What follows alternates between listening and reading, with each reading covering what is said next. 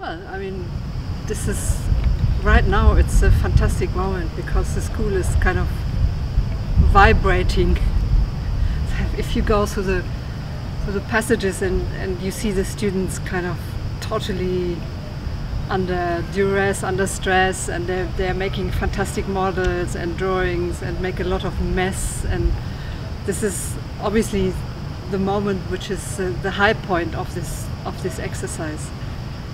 And we are looking forward a lot to see, I mean, not our own students, but also, of course, all the others, because we've been a very diverse mix of teachers, of guest teachers, to work with the students, and coming from all parts of the world and with all different ideas, but the Italian students are the sort of the sparring partners, and we can see, you know, what can they do, what can they do with their ideas, and how can we react, and what they can learn from us. So that was very nice, very interesting. I think we described the school a few days ago as being a factory, and it's becoming even more like a factory as we get closer to the end. It's like a factory turning out models, turning out schemes. I think that's always very impressive with a workshop. And what for us is unusual here is the number of students. We are not used to teaching so many students. And normally we have a much closer one-to-one relationship with the students. We were also quite surprised that the students were all quite young. They are not as advanced as mature students are, which means their skills are fairly basic, which is sometimes an advantage because they have not been preconditioned by the ideas of their teachers. And especially for our program. In our program we treated Maghera as a virgin territory, the mud island. It's like new land. It's almost like civilization starting again, and our idea was the buildings are emerging like ancient structures out of the ground. But I think this model was perhaps a little bit too sophisticated for the students. Most of them have done.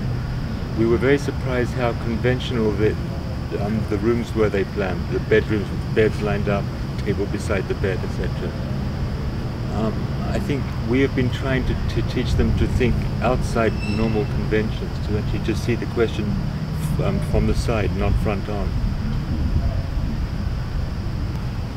I think we described our studio as a hands-on studio, and we started by asking them to work with mud, and to get their hands dirty. I don't think many of them actually saw that the mud is the start of a building, that from mud you can make bricks, and from bricks you can make a building. Most of them saw the mud as the context, then you put the building on top. I think we have a studio now of white buildings on dirty mud, which makes us purists in a way. It wasn't our intention, but it's an interesting result. Interesting for us is when we ask our students to give their schemes some life by putting colour in the schemes. I think it must be something particularly Italian. We get very strong primary colours. We have to get our sunglasses. We aren't used to colours that strong. I mean, sort of red, yellow, blue, green. So we forced them to look at Venice, at the colours of Venice. That was quite a surprise that they actually didn't come along with I mean, they come not all from Venice, but from Padua or wherever, but the colors are Italian, and that was, so now we hope that there are beautiful colors up there. But I think there is something about dirty colors as well, which has a sensuality, and that's something they have to learn. One thinks of the paintings of Giorgio Morandi, where every color is a different tone of grey. Or like Patrizio's shirt, which is a very soft architect's brown. Most architects wear black, like Julius, or white, like me. Yeah, just only for the day. Come on. But also, I think it's good to have discipline from Patrizio. Yes, he's disciplining us. Yeah. And the students.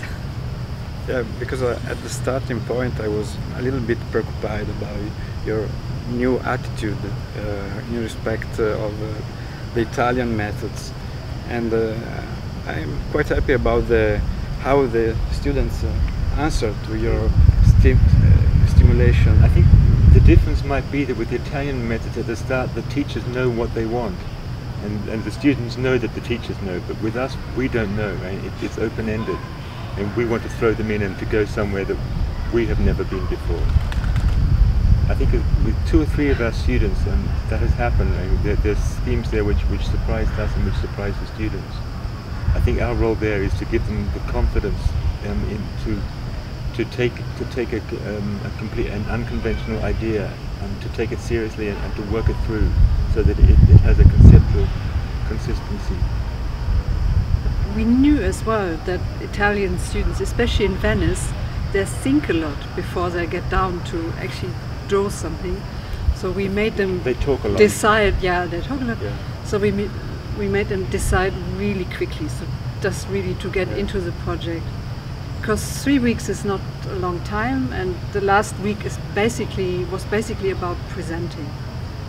After 2 weeks, there had to be the construct, the scheme had to be there, and since Monday we just basically have been talking about how to present it, which is also it's part of the process of the project. You know, how to present, how to make visible what you had in your head.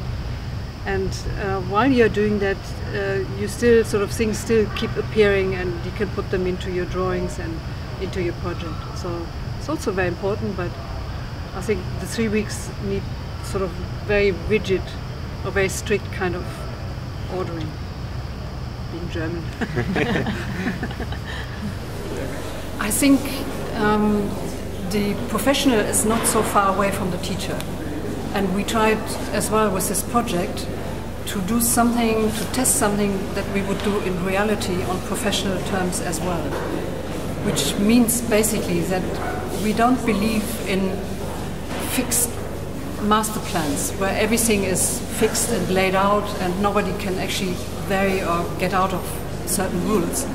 But we believe and we practice a strategy which is much more flexible, which works with scenarios and little incidents, little injections into an area that is basically has to be developed. But these events or these injections have to be very clever. And I think our belief is that we took this island, the Mud Island, which is known that there are sort of rare birds already settling and rare plants, so we left most of the island intact. We would do that in reality too. But then we believe, for instance, in strategies like in Berlin, you have cheap place for students, you have to create cheap place, because if you have cheap place, then young people are coming and the creative generation is coming, and then sort of they are the pioneers, and there could be the first element for a huge area like Marghera, which is too big to develop at once. I think the key word is pioneer. We are talking about a cumulative strategy. We are not designing everything, just the first step.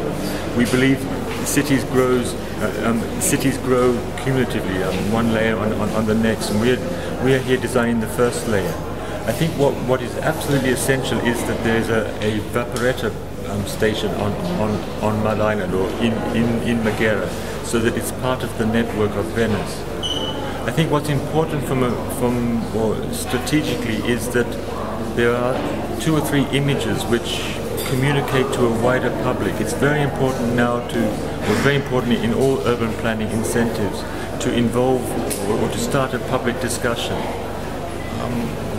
We have one scheme here which we think is a very strong political tool. It is to take a chimney like the chimneys in Marghera, but it is actually a very tall, thin student housing building.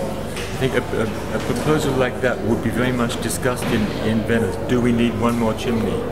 But on the other hand, I think it's a building which does not try to speak the language of Venice as we all know it. It doesn't try to be historic. It speaks the industrial language of Marghera. And we are interested in the character of places, and I think in Marghera one has to invent a character for the new city or one has to invent pieces which are unexpected, which become the anchors of a new city. We would imagine the next step in the development of Megara is a public discussion. I think it would be very important for a master plan or a strategic study to be published as a book or published in the newspapers to open a public discussion. I think for every public discussion you need good images. To develop a vision first and then to release it into the public.